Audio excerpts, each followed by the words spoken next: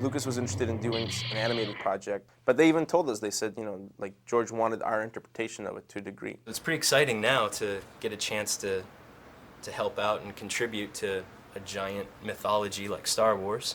Like an important key for him is that we put our own signature in a way on it.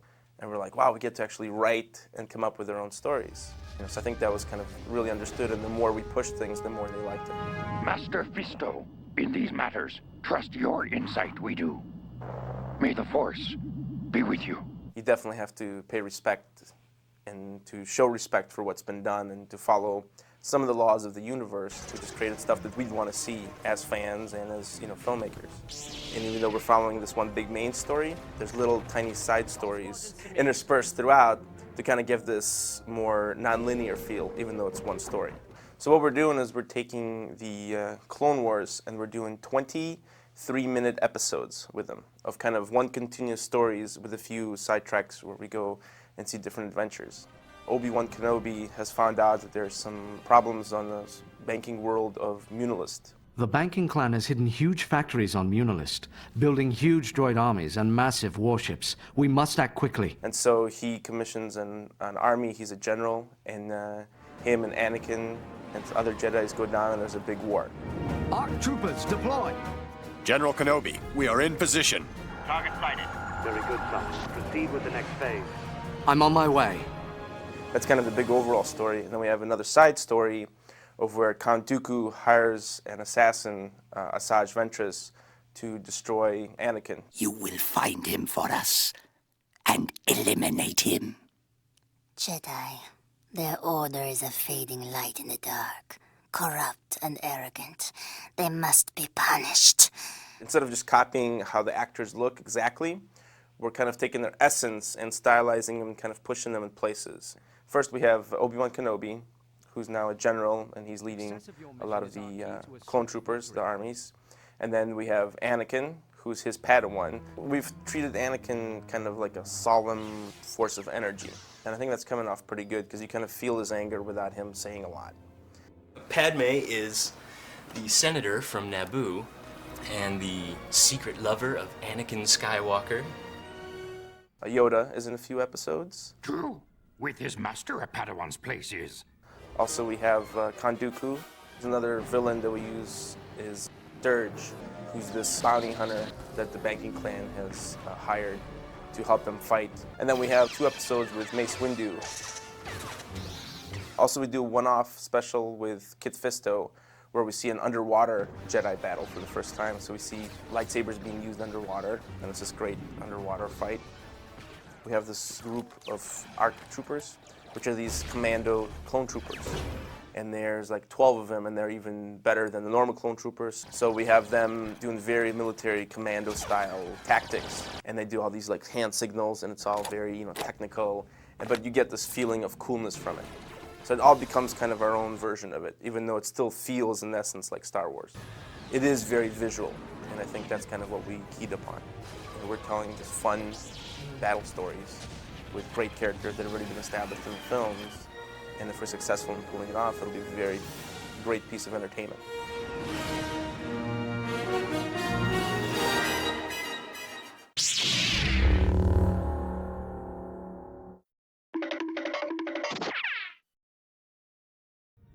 The shroud of the dark side has fallen. Begun. The Clone War has.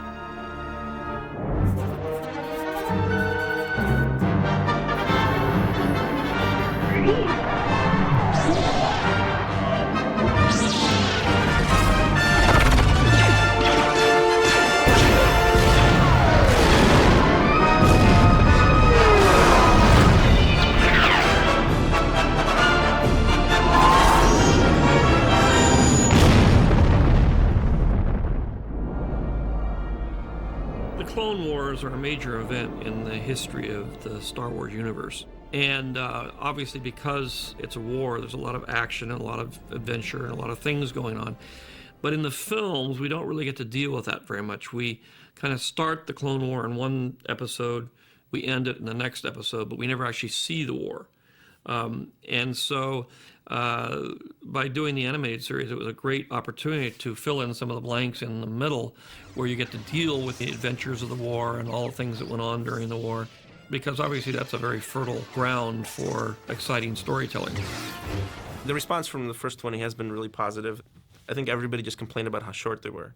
I got a phone call that George wanted to talk to me, and they had this idea because they wanted to do more, but he wanted it to tie in directly into episode 3. It seemed like an honor. You know, he enjoyed the first batch enough to want to be like, hey, let's do some more. And not only that, let's want you guys animate the opening scroll, basically. We're like, woohoo! That's one of the great things about these. They're 12-minute episodes, and wow, we could fit 4 times, obviously, as much information. And plus, it directly ties into the third movie, which makes it even more captivating because it's more of a story rather than just episodes of war. The big arc that we worked on was with the Anakin and Obi-Wan. In our first batch, it was more of like what was going on in episode 2, with the kind of, you know, gruffy master and the kind of the, you know, bull-headed student. You're supposed to be in space leading our forces. It's under control. Under control? I don't think so. Your place. So we really wanted to show that there was a transfer of that, you know, that the relationship had become something a bit different. That those elements could still be there under the surface, but for the most part, you know, they're chums, they're pals. And so if you like the first ones, these will be even stronger, because now we still have huge amounts of action, but we've got those little slower parts where you can have some great character relationships. So it may start off like this, really thumbnails, totally? You know, initially when we first started, we talked a lot about style and how's this going to translate into animation. But I'm definitely a very true fan of 2D traditional animation, you know, from Disney through Warner Brothers, through the Fleischers, through everything. You know, all the history that's established animation as an art form. And so it was kind of important to us to create a style where it spoke true of Star Wars and related to it, but it also had its own visual point of view. The thing that attracted me to it, it has a slight anime feel to it, and I'm very interested in anime, and I was really interested in moving into a kind of animation that was very different from anything we'd done in the past. And Genndy is very good at bridging that transition between traditional animation and anime.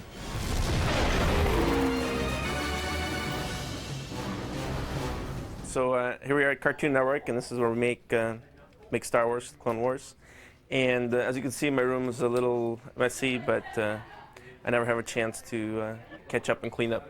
So the process that we're doing with the Clone Wars, the second chapter, is we're doing these kind of small thumbnails for storyboards. And this is actually some of the choreography. There's like 30, 40, 50 poses for like 5 seconds. Because when we do fights, we have to really do the choreography. And then what we'll do with this is we scan them into the computer, and then myself and a few other people will draw them actually on model. So here, if you can hear, so here, as you can see, here's the rough sketch that's blown up, and here we have our fielding. So that's kind of the pose I want to draw, and then so I'll draw the pose, sometimes in different layers to come in. And then here underneath is I've got my whole storyboard of all the fight poses. So here we have Paul Rudish, who's the art director. And Paul's doing the same thing that I was showing you, except he's still drawing with a pencil and paper. Having the opportunity to be involved with the whole Star Wars saga, it's been really cool to actually explore the Clone Wars. Me and my friend Mike Tweed be playing with our action figures and down in the basement and just, you know, dreaming about what were the Clone Wars all about. And then having an opportunity to make some of that gel is really awesome. It's fun that there's so many different little mediums that explore Star Wars and making it a larger universe, and just on a nerd level, it'll be cool to go, yeah, my cartoon connects to that movie. Now you get to go see the movie and then find out how my cartoon ended. Pretty amazing. One of the most important elements of Star Wars is all the flybys and how the ships go. And to do that hand-drawn would be very difficult. So that's kind of the only way the computer was involved is by doing the animation on the ships. This is really my favorite part of the process, where we start seeing things coming together, and from those rough little thumbnails and even our ideas to this final process, and then once you add sound and music, it'll be even so much more spectacular.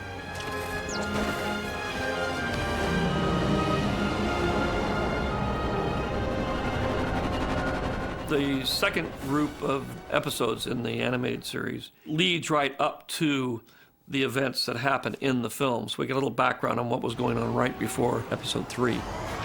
I mean, ideally, what we'd love to see is like an hour edit of the chapters, the next 5, be shown in the movie theater right before the third movie, just to see how it feels, because it really does link up. It's the last of this epic saga, and I mean, you gotta see it on the big screen. Oh, there's a new one! There's a new one coming! It's a little episode 2.5, but a little one, maybe like 2.3.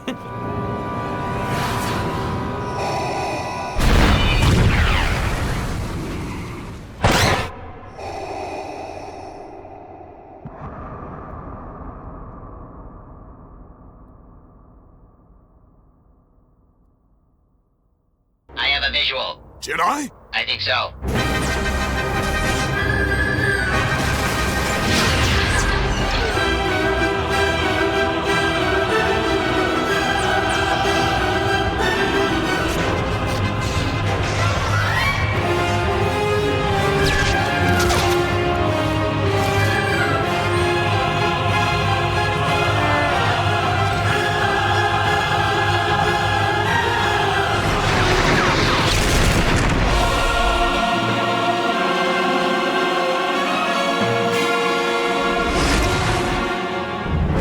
One of the things that I really focused on from the first season to the second was I wanted it to feel like Star Wars. And so I really concerned myself with getting the feel right. Like, you're watching it and you forget that it's a cartoon. And you just believe that it's Anakin, it's Obi-Wan, it's Yoda. You believe those are the characters. Initially with the first series, they originally were supposed to be commercials. Lucasfilm themselves, they decided that they would be a little longer, so they became longer episodes. But we weren't able to tell a lot of story. It was mostly just action. With the advent of the second series, we actually were able to tell an actual fairly long story, and more like a movie, like an animated movie. I mean, the thing about doing Star Wars is that it's the story. And the story coming from George, not just something we made up. And now going into this, all of a sudden, it's still Clone Wars, but it's the ending of the Clone Wars. They wanted us to do more of what we had done because it was so successful, but at the same time they wanted us to actually do the crawl from the opening of the film. So it became more a real part of Star Wars. We had to show Palpatine being kidnapped. We had to have Anakin and Obi-Wan away from the planet and in the Outer Rim territories. In our heads, we're already formulating what we want to see. Just by the nature of those few words, there's a big battle above Coruscant. And, remnants of Return of the Jedi and what they pulled off in Return of the Jedi are still in your head and, all that. So we got that chance to play with the Battle of Coruscant, and we started figuring out that what it is, it's just a big ruse. And we actually put that in the cartoon a little bit because we just couldn't wrap our heads around the fact that there'd be this big attack, but the temple is fine and the Senate is fine. So we kind of came up with this own thing, and we have Mace and Yoda discover it. Strange is the enemy strategy. A massive invasion, but no attempt to take the temple or Senate. Unless an elaborate distraction? To hide their primary objective. Palpatine! Some of the look evolved very kind of naturally in order, and we got a lot of photographs and reference for what the new vehicles were going to be in episode 3, and they were all hybrids between the TIE fighter, between the X-Wing fighter, and you could tell this is the bridging machinery. So we kind of followed along with that, and we made our clone troopers look similar to stormtroopers, and everything started to kind of fall into place, and everything's starting to look like A New Hope. We wanted to almost treat it like one big 3-hour movie, including Revenge of the Sith and what we did. So we started to enhance all those parts in the movie that maybe you didn't have time for. You're mine, old man. We had certain goals in mind that we wanted to hit, like on certain people. We wanted to address the friendship between Anakin and Obi-Wan. Since we know episode 3 is their friendship has the big falling out, this is our last chance to let people know that they're pals. In episode 2, They were bickering, and you had your big brother, little brother squabbles. We have a job to do! I don't care! Put the ship down! You will be expelled from the Jedi Order! In episode 3, the guys show up and they're good pals and they're joking around. I sense a trap. Next move? Spring the trap. Of course, in episode 4, old Ben is telling Luke about when he and Luke's dad used to be old pals. You fought in the Clone Wars? Yes. I was once a Jedi Knight, the same as your father.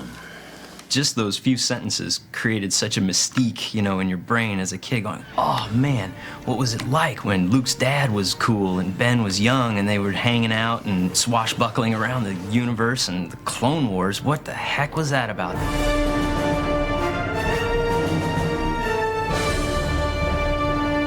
Not everything needs to be totally explained, but definitely knighthood wanted to be explained. That pinnacle moment in Anakin's evolution. Anakin Skywalker, by the right of the Council, by the will of the Force, dub thee I do, Jedi, Knight of the Republic. We thought, oh, let's give him the knighthood, but then he's going to have his trials after. And we got excited about that idea, and then we started to structure our story based on that theme. Okay, what situation are we going to put Anakin in that could be like a trial? What George Lucas always says, it's all about mirrors and kind of like ripples, and the ripples repeat themselves. So we wanted to follow that thing where on Dagobah in Empire Strikes Back, where Luke steps into the cave and he sees Darth Vader, and, and whatever vision that gave him.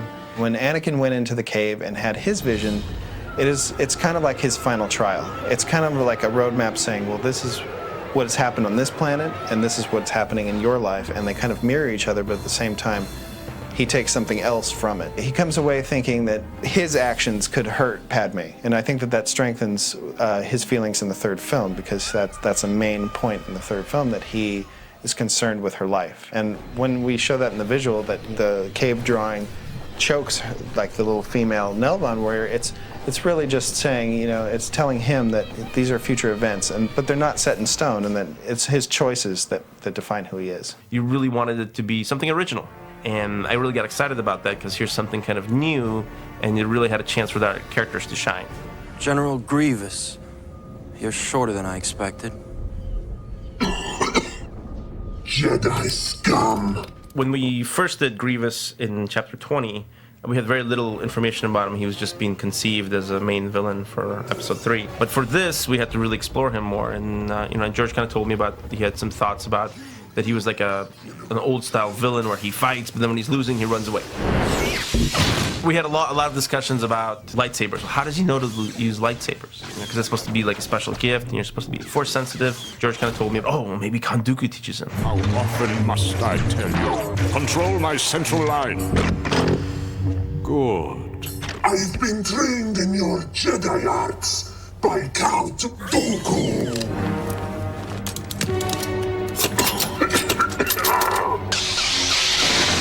And then we got a call that they wanted to introduce Grievous's cough earlier, because our character didn't have it, so we somehow had to maybe link the two together better. And so eventually we ended up doing a little sequence at the maybe 2 weeks before we had to deliver, of Mace going out and crushing Grievous's chest, and that's what gives us the connection that all of a sudden he starts coughing. What's the situation, Captain? A lot of Star Wars is about kind of reveals. And we got a chance to reveal a lot of things. And we even didn't think of it until we started doing it. We're like, oh, we get to reveal C-3PO's gold plating. Gold plating? Oh, yes. In the service of a senator, one must be presentable. Then we started to explore a little bit of the relationship between Obi-Wan and Commander Cody, where they have a relationship in the movie. So we kind of hinted at that a little bit. General Kenobi. Commander Cody. The siege goes well. Oh, by the way, I think you'll be needing this. Thank you, Cody. The one thing that we really wanted to do is just draw Wookiees. As soon as we got approval that we could do something on Kashyyyk, we did. We found out that what was going to happen in Episode 3, Kashyyyk was going to be invaded, and so we need to get in there with some Wookiees because we know they're going to show up. It was exciting to have a chance to draw Wookiees, because you love Wookiees.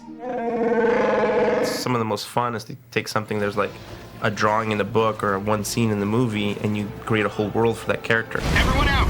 No! We must pursue! General, we can't. In the new ones that we did with Roran Cobb, where the race has 4 throats. And we're like, oh, 4 throats, that's a great idea. In our story meeting, we were riffing, and I go, oh, right, and then he's coming at him, and he just yells at him. Thorians, 4 throats, quite powerful. So I've heard.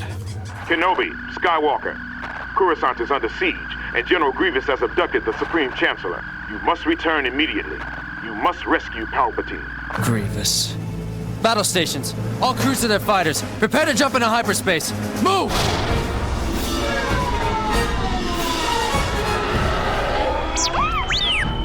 Lock onto him, R2. Master, General Grievous' ship is directly ahead.